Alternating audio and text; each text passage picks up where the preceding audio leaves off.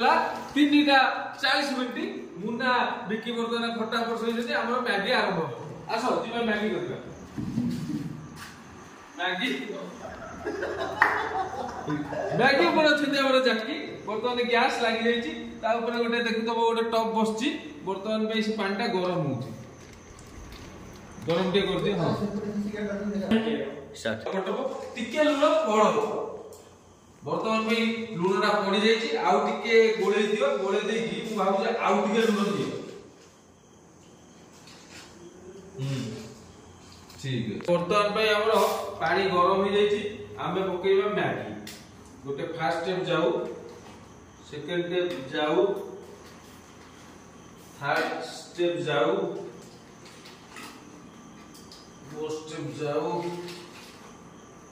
5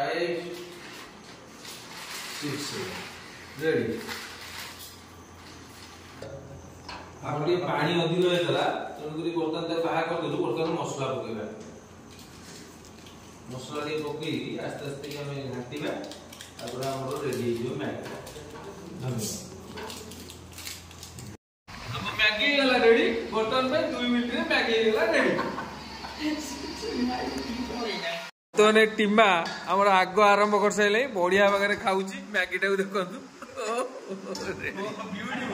तब बोटी बसी होला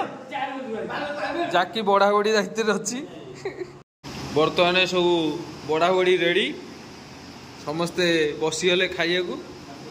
सांगे रे कॉम्बिनेशन होची आंबुल राई टमाटो सॉस धन्यवाद।